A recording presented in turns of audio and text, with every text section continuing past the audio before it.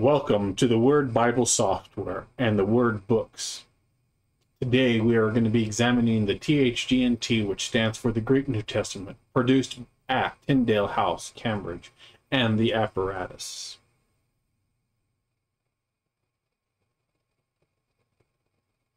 So here we have an information screen. And in the information screen, we're going to go over a few various features about this. This particular version is the Crossway ESVified edition of the Greek New Testament, produced at Tyndale House, Cambridge. This particular one does not have the interlinear or the reverse interlinear, but that is available in two other versions of the THGNT.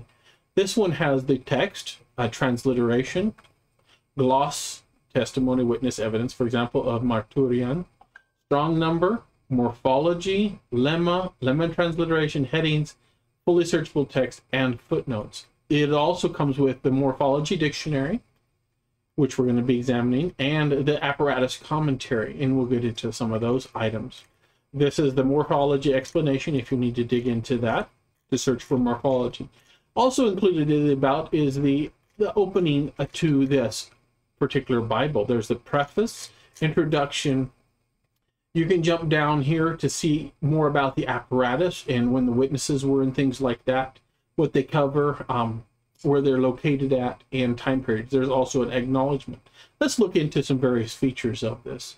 We are doing the hidden method right now. So, for example, here we looked at the word arche, and behind the word arche, we've talked about that morphology is available, which is a dative singular feminine.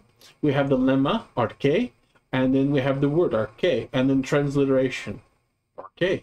And the gloss is beginning, ruler, rule, corner, and lemma transliteration is arche. So you can go through that and look at these various things. If we click here, you'll see also the morphology is the THGNT morphology, which is included. I mentioned we were going to also look at the apparatus. The apparatus for this covers many different witnesses, and it does an excellent job. Let's go into a specific text. Let's go to Matthew 1:6, for example.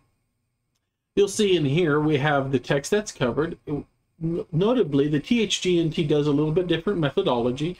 They choose to leave out some of the signals or the sigla that indicates the apparatus to make it more of a readable text, which I personally prefer. Now you'll notice that we're covering de, and so you go in here, ESI, de.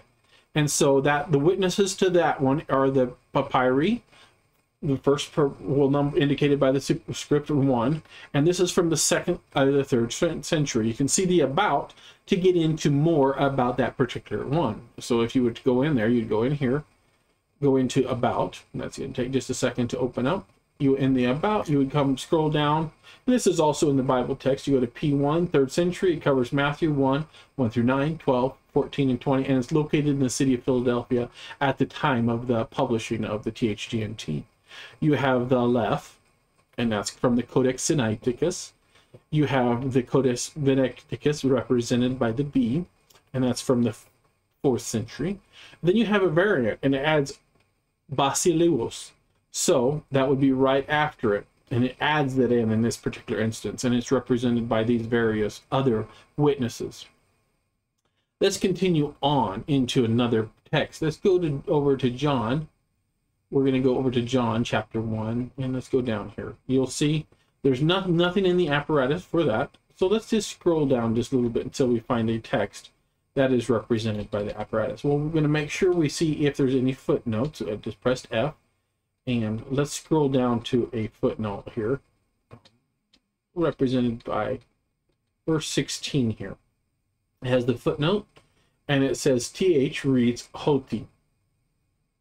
And you can find out more about that perhaps in the about information. Let's go down to verse 18. It has a 2. And this TH reads ho monogenes huios. You can also see that represented in here by this. The THGNT has this version, and the variant is ho monogeos theos.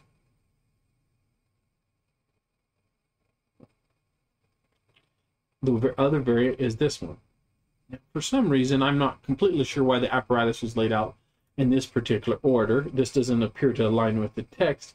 However, that is something we can look into later on. But it gives you a good idea to look over the text. You just examine it and you say, oh, okay, this is what's going on. There's a variance, and you can look at those different witnesses. You can also see the different options that are available to the text. And perhaps they're referencing right in here, the TH reads this. So it's very interesting to get into. You can dig through that and go down through different things in the apparatus and dig into here. So let's go over to 315, click here. And the 315 has, so ace aton, so it switches right here. And you can see what witnesses represent that.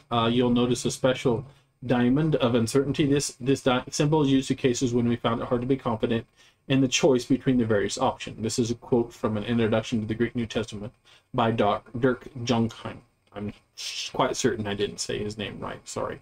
You'll also notice some dots below letters. Look in the about for that information, or not. That book that was just referenced is an excellent source for this particular text. You can also come down here. There's the eke, and it talks about from various manuscripts. I'm going to witnesses. Look over here. It says SUPP. So that means it's indicated a manuscript hand location, and that's in the supplement portion.